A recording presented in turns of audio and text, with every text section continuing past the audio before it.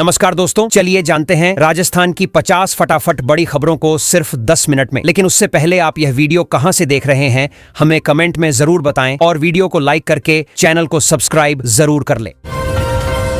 अलवर, सीकर, झुंझुनू और चूरू समेत कई जिलों में आज मौसम बदला हुआ नजर आ रहा है। मौसम विभाग ने तेज आंधी और हल्की बारिश को लेकर येलो अलर्ट जारी किया है। दोपहर बाद कई जगहों पर बादल छाए रहने की संभावना है। तेज हवाओं से लोगों को गर्मी और लू से थोड़ी राहत मिलने की उम्मीद है। खेतों में काम कर रहे किसानों को भी मौसम बदलने से कुछ आराम महसूस हो सकता है। अजमेर में इन दिनों जायरीन की संख्या लगातार बढ़ रही है। ख्वाजा गरीब नवाज की दरगाह पर दूर दूर से लोग पहुंच रहे हैं। गर्मी को देखते हुए प्रशासन ने ठंडे पानी, छाया और सुरक्षा के खास इंतजाम किए हैं। शहर के मुख्य रास्तों पर अतिरिक्त पुलिसकर्मी लगाए गए हैं ताकि ट्रैफिक सुचारू बना रहे। स्थानीय व्यापारियों और होटल कारोबारियों में भी अच्छी रौनक देखने को मिल रही है। आज जयपुर में राजस्थान विधानसभा भवन को पूरी तरह डिजिटल बनाने की प्रक्रिया लगभग पूरी हो गई। अब विधायकों को कागजी फाइलों की जगह टैबलेट और डिजिटल सिस्टम से काम करना होगा। तकनीकी टीम ने पूरे सिस्टम की जांच की और उसे सफल बताया। इससे सरकारी कामकाज तेज और आसान होगा। साथ ही कागज की बचत होने से पर्यावरण को भी फायदा मिलने की उम्मीद है। उदयपुर में मानसून से पहले झीलों की सफाई का बड़ा अभियान शुरू हुआ है। फतेह सागर और पिछोला झील से जलकुंभी और कचरा हटाया जा रहा है। नगर निगम के साथ कई सामाजिक संस्थाएं भी इसमें हिस्सा ले रही हैं। प्रशासन चाहता है कि बारिश शुरू होने से पहले जलभराव की समस्या कम हो जाए। सफाई होने से पर्यटकों को भी झीलों का सुंदर नजारा पहले से बेहतर दिखाई देगा। इधर जोधपुर में आज नई डिजिटल लाइब्रेरी की शुरुआत की गई है। यहाँ छात्रों को high tech computer, free wifi और ऑनलाइन पढ़ाई की सुविधा मिलेगी। प्रतियोगी परीक्षाओं की तैयारी करने वाले युवाओं के लिए यह काफी मददगार माना जा रहा है। आर्थिक रूप से कमजोर छात्रों को भी यहाँ ई बुक्स और ऑनलाइन जर्नल्स का लाभ मिलेगा। शहर के छात्रों में इस नई सुविधा को लेकर उत्साह दिखाई दे रहा है। आज जयपुर में सार्वजनिक परिवहन को बेहतर बनाने के लिए 50 नई इलेक्ट्रिक बसों का ट्रायल शुरू किया गया। इन बसों में सीसीटीवी कैमरे, पैनिक बटन और आधुनिक सुविधाएं दी गई हैं। सरकार का कहना है कि इससे शहर में प्रदूषण कम होगा और लोगों को आरामदायक सफर मिलेगा। कई प्रमुख रूटों पर आज इन बसों को चलाया गया। यात्रियों ने भी शांत और सुविधाजनक सफर का अनुभव साझा किया। डूंगरपुर में आज केंद्रीय पर्यटन मंत्री गजेंद्र सिंह शेखावत ने अधिकारियों के साथ पर्यटन विकास को लेकर बैठक की। बेणेश्वर धाम सहित कई धार्मिक और प्राकृतिक स्थलों को विकसित करने पर चर्चा हुई। सरकार दक्षिण राजस्थान को इको टूरिज्म हब के रूप में तैयार करना चाहती है। इससे स्थानीय युवाओं को रोजगार मिलने की संभावना बढ़ेगी। पर्यटन कारोबार से जुड़े लोगों में भी नई उम्मीद दिखाई दे रही है। कोटा में आज से स्टूडेंट वेलनेस वीक की शुरुआत हुई है। कोचिंग संस्थानों में पढ़ रहे छात्रों के लिए योग, ध्यान और काउंसलिंग सत्र आयोजित किए जा रहे हैं। विशेषज्ञ छात्रों से बातचीत कर मानसिक तनाव कम करने की कोशिश कर रहे हैं। जिला प्रशासन ने हॉस्टलों को छात्रों के खान-पान और मनोरंजन पर ध्यान देने के निर्देश दिए हैं। छात्रों और अभिभावकों ने इस पहल को काफी जरूरी बताया है। भरतपुर के कृषि विज्ञान केंद्र में आज सरसों की नई किस्म का सफल परीक्षण किया गया। वैज्ञानिकों का कहना है कि यह किस्म कम पानी में भी अच्छी पैदावार दे सकती है। किसानों को नई तकनीक और बीजों के बारे में जानकारी दी गई। पूर्वी राजस्थान के किसानों के लिए इसे फायदेमंद माना जा रहा है। कई किसान अब अगले सीजन में इस नई किस्म की खेती करने की तैयारी कर रहे हैं। भीलवाड़ा के टेक्सटाइल पार्क में 2 बड़ी कंपनियों ने निवेश करने की इच्छा जताई है। इससे करीब 2000 नए रोजगार बनने की संभावना है। ये सती सरकार ने उद्योगों को बिजली और पानी की बेहतर सुविधा देने का भरोसा दिलाया है। स्थानीय कारोबारियों का मानना है कि इससे टेक्सटाइल उद्योग को नई रफ्तार मिलेगी। युवाओं में भी रोजगार के नए अवसरों को लेकर उत्साह बढ़ता दिखाई दे रहा है। चित्तौड़गढ़ दुर्ग को रात में भी आकर्षक बनाने के लिए नया लाइट एंड साउंड शो शुरू किया गया है। पर्यटक अब रात की रोशनी में किले की भव्यता देख सकेंगे। पर्यटन विभाग ने पूरे परिसर में नई लाइटिंग लगाई है। स्थानीय गाइड और होटल व्यवसायियों को उम्मीद है कि इससे पर्यटकों की संख्या बढ़ेगी। शाम के समय किले का नजारा देखने के लिए लोगों में काफी उत्सुकता दिखाई दे रही है। आज राजस्थान पुलिस ने पूरे प्रदेश में साइबर सुरक्षा जागरूकता अभियान शुरू किया। पुलिस टीम कॉलेजों और बाजारों में जाकर लोगों को ऑनलाइन फ्रॉड से बचने की जानकारी दे रही है। लोगों को बताया जा रहा है कि संदिग्ध लिंक और फर्जी कॉल से कैसे सावधान रहना चाहिए। साथ ही 1930 हेल्पलाइन नंबर की जानकारी भी दी जा रही है ताकि शिकायत तुरंत दर्ज हो सके। राजस्थान बोर्ड की 10वीं और 12वीं परीक्षा के परिणाम जारी करने की तैयारी लगभग पूरी हो चुकी है। कॉपियों की जांच खत्म हो गई है और अब अंकों को पोर्टल पर अपलोड किया जा रहा है। शिक्षा विभाग के अनुसार मई के तीसरे सप्ताह में रिजल्ट आ सकता है। इस बार डिजिटल मार्कशीट और डिजिलॉकर सुविधा को भी मजबूत किया गया है ताकि छात्रों को आसानी से दस्तावेज मिल सके। बांसवाड़ा जिले में पेट्रोल और डीजल की आपूर्ति को लेकर प्रशासन ने नए निर्देश जारी किए हैं। हाल के दिनों में कई पेट्रोल पंपों पर स्टॉक कम होने की शिकायतें मिली थीं। अब अतिरिक्त टैंकर भेजे जा रहे हैं ताकि आपूर्ति सामान्य बनी रहे। प्रशासन ने लोगों से घबराकर ज्यादा ईंधन जमा न करने की अपील की है। पेट्रोल पंप संचालकों को भी निर्धारित मात्रा में वितरण करने के निर्देश मिले हैं। राजस्थान सरकार ने आई स्टार्ट प्रोग्राम के तहत नए स्टार्टअप्स को बढ़ावा देने के लिए फंडिंग और मेंटरशिप देने की घोषणा की है। आज आयोजित वर्कशॉप में कई युवा उद्यमियों को ग्रांट दी गई। सरकार चाहती है कि युवा नौकरी तलाशने के बजाय खुद रोजगार पैदा करें। नए स्टार्टअप्स को ऑफिस स्पेस और तकनीकी मदद भी उपलब्ध कराई जाएगी। युवाओं में नए बिजनेस शुरू करने का उत्साह बढ़ रहा है। आज राजस्थान के सरकारी स्कूलों में बाल सभा कार्यक्रम आयोजित किया गया। बच्चों को कोडिंग, आर्टिफिशियल इंटेलिजेंस और स्थानीय हस्तशिल्प से जुड़ी शुरुआती जानकारी दी गई। शिक्षा विभाग इस सत्र से व्यावसायिक शिक्षा पर ज्यादा जोर दे रहा है। स्कूलों में बच्चों को पढ़ाई के साथ कौशल सिखाने की कोशिश की जा रही है। कई छात्रों ने नई चीजें सीखने को लेकर काफी रुचि दिखाई। राजस्थान संस्कृत अकादमी ने आज संस्कृत सीखने के लिए नया मोबाइल ऐप लॉन्च किया। इसमें वैदिक गणित, संस्कृत व्याकरण और श्लोकों का डिजिटल संग्रह दिया गया है। छात्र और शोधार्थी मोबाइल से आसानी से पढ़ाई कर सकेंगे। शिक्षा विभाग का मानना है कि इससे नई पीढ़ी संस्कृत भाषा से ज्यादा जुड़ पाएगी। शिक्षकों ने भी इसे आधुनिक दौर में उपयोगी और आसान पहल बताया है। राजस्थान में जल जीवन मिशन के तहत ग्रामीण इलाकों में नल से पानी पहुंचाने का काम तेजी से चल रहा है। आज विभागीय बैठक में बताया गया कि करीब 60% ग्रामीण घरों तक जल आपूर्ति पहुंच चुकी है। मानसून से पहले पाइपलाइन बिछाने के काम को और तेज करने के निर्देश दिए गए हैं। खासकर सूखे इलाकों में पानी की उपलब्धता सुनिश्चित करने पर ज्यादा ध्यान दिया जा रहा है। राजस्थान में निरोगी राजस्थान अभियान के तहत आज से विशेष स्वास्थ्य शिविर लगाए जा रहे हैं। मोबाइल मेडिकल यूनिट गांवों में जाकर लोगों की जांच कर रही हैं। गर्मी और लू को देखते हुए ORS पैकेट बांटे जा रहे हैं और लोगों को सावधानी की जानकारी दी जा रही है। अस्पतालों में दवाओं और कूलर की व्यवस्था मजबूत की गई है ताकि मरीजों को परेशानी न हो। आज उप मुख्यमंत्री दिया कुमारी ग्राम रथ अभियान के तहत ग्रामीण चौपाल में शामिल हुई। उन्होंने गांव के लोगों की समस्याएं सुनी और कई मामलों के समाधान के निर्देश मौके पर ही दिए। महिला समूहों के कामकाज का भी निरीक्षण किया गया। सरकार की योजनाओं की जानकारी सीधे ग्रामीणों तक पहुंचाने पर जोर दिया जा रहा है। ग्रामीणों ने भी अधिकारियों के सामने खुलकर अपनी बातें रखी।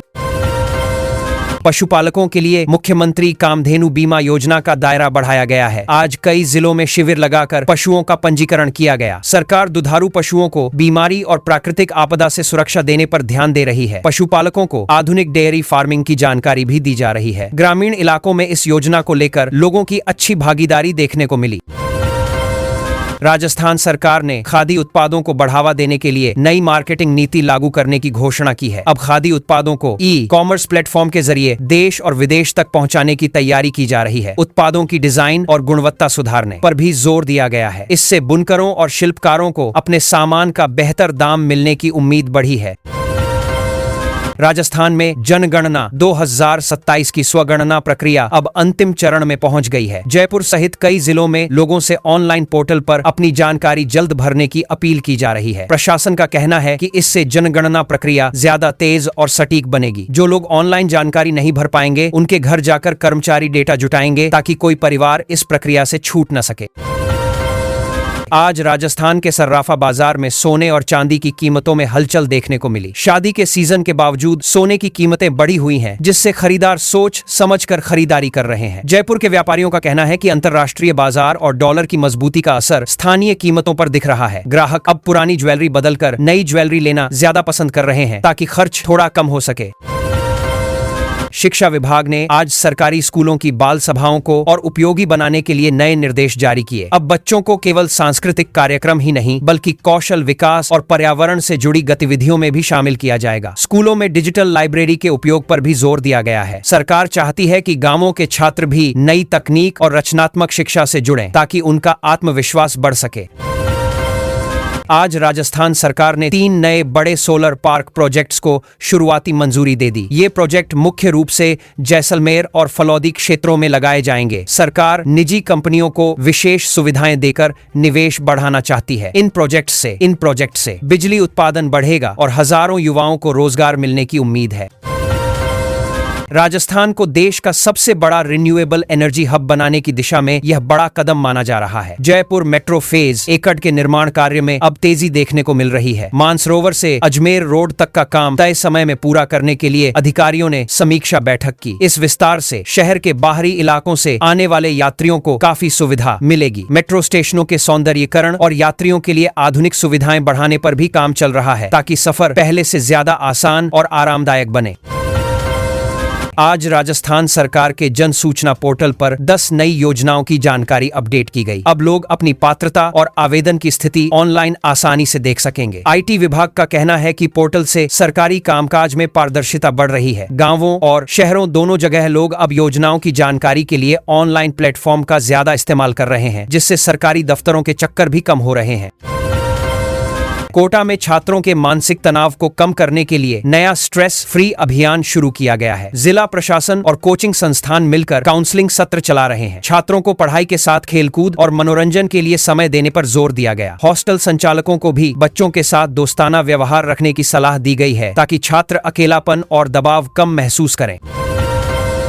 आज उदयपुर और अजमेर में स्मार्ट सिटी प्रोजेक्ट के तहत चल रहे विकास कार्यों की समीक्षा हुई। उदयपुर की झीलों के संरक्षण और अजमेर में पर्यटन सुविधाओं को बेहतर बनाने के लिए नए फंड जारी किए गए। प्रशासन ट्रैफिक व्यवस्था को आधुनिक तकनीक से जोड़ने पर भी काम कर रहा है। शहरों की पुरानी ऐतिहासिक इमारतों को सुरक्षित रखते हुए सौंदर्यीकरण पर खास ध्यान दिया जा रहा है, ताकि पर्यटन को और बढ़ावा मिल सके। राजस्थान रोडवेज अब 100 नई इलेक्ट्रिक बसें खरीदने जा रहा है। आज हुई बैठक में लंबी दूरी और प्रमुख रूटों पर इन बसों को चलाने की योजना को मंजूरी दी गई। रोडवेज विभाग चार्जिंग स्टेशन तैयार करने में भी जुट गया है। यात्रियों को आरामदायक सफर के साथ प्रदूषण से राहत देने की कोशिश की जा रही है। पहली खेप जुलाई तक आने की संभावना जताई गई है, जिससे सफर और बेहतर हो सकता है। आज जल जीवन मिशन के तहत ग्रामीण इलाकों में पाइपलाइन और नल कनेक्शन के काम की समीक्षा की गई। बाड़मेर और नागौर जैसे जिलों में तेजी से काम चल रहा है। सरकार ने 2026 के अंत तक ज्यादातर घरों तक नल से पानी पहुंचाने का लक्ष्य रखा है। विभाग जल संरक्षण पर भी जोर दे रहा है, ताकि आने वाले वर्षों में गांवों को पानी की समस्या से राहत मिल सके। राजस्थान पुलिस का ऑपरेशन क्लीन लगातार जारी है। आज चित्तौड़गढ़ और झालावाड़ में पुलिस ने अवैध मादक पदार्थों के खिलाफ बड़ी कार्रवाई की। कई जगहों से डोडा, पोस्ट और दूसरे नशीले पदार्थ जब्त किए गए। पुलिस अधिकारियों को अपराधियों के आर्थिक बराबरी नेटवर्क पर भी सख्ती से कार्रवाई करने के निर्देश मिले हैं। सोशल मीडिया पर हथियारों का प्रदर्शन करने वालों पर भी पुलिस अब लगातार नजर बनाए हुए है। लीगल। आज राज्य सरकार ने मुख्यमंत्री आयुष्मान आरोग्य योजना का दायरा और बढ़ाने का फैसला लिया। अब इस योजना में कुछ नई गंभीर बीमारियों और महंगी सर्जरी को भी शामिल किया जाएगा। स्वास्थ्य विभाग कैशलेस इलाज की प्रक्रिया को और आसान बनाने में जुटा है। सरकारी और निजी अस्पतालों में मरीजों को बेहतर सुविधा मिले, इसके लिए निगरानी व्यवस्था भी मजबूत की जा रही है, ताकि लोगों को इलाज में परेशानी न हो। मानसून से पहले राजस्थान के बड़े बांधों की सुरक्षा जांच शुरू हो गई है। आज बीसलपुर और माही बजाज सागर बांध के गेट्स की तकनीकी जांच और मरम्मत की गई। जल संसाधन विभाग लगातार जल स्तर पर नजर बनाए हुए है। अधिकारियों का कहना है कि गर्मी के कारण पानी का स्तर कम हुआ है, लेकिन बारिश के मौसम को देखते हुए सभी जरूरी तैयारियां समय पर पूरी की जा रही हैं। आज उद्योग विभाग ने सिंगल विंडो सिस्टम को और मजबूत करने की जानकारी दी। अब नए उद्योगों को मंजूरी देने की प्रक्रिया ज्यादा तेज और ऑनलाइन हो जाएगी। सरकार चाहती है कि निवेशकों को कम समय में सभी स्वीकृतियां मिलें। भिवाड़ी और नीमराना जैसे औद्योगिक क्षेत्रों में कई बड़ी कंपनियों ने रुचि दिखाई है। इससे प्रदेश में रोजगार और नए उद्योगों की संभावनाएं बढ़ती दिखाई दे रही हैं। राजस्थान सरकार अब पशुपालकों के लिए नई बीमा योजना लाने की तैयारी कर रही है। योजना के तहत दुधारू पशुओं की बीमारी या प्राकृतिक आपदा में नुकसान होने पर मुआवजा दिया जाएगा। सरकार प्रीमियम का बड़ा हिस्सा खुद भरेगी, ताकि पशुपालकों पर आर्थिक बोझ कम पड़े। गांव स्तर पर जल्द पंजीकरण शुरू होने की संभावना है, जिससे लाखों पशुपालकों को राहत मिलने की उम्मीद जताई जा रही है। जयपुर के खातीपुरा रेलवे स्टेशन को सैटेलाइट स्टेशन के रूप में तेजी से विकसित किया जा रहा है। आज रेलवे अधिकारियों ने स्टेशन पर चल रहे निर्माण कार्यों का निरीक्षण किया। यहां लिफ्ट, एस्केलेटर और आधुनिक वेटिंग रूम जैसी सुविधाएं तैयार की जा रही हैं। स्टेशन पूरी तरह शुरू होने के बाद जयपुर जंक्शन पर ट्रेनों का दबाव कम होगा और यात्रियों को सफर में काफी सुविधा मिलने की उम्मीद है।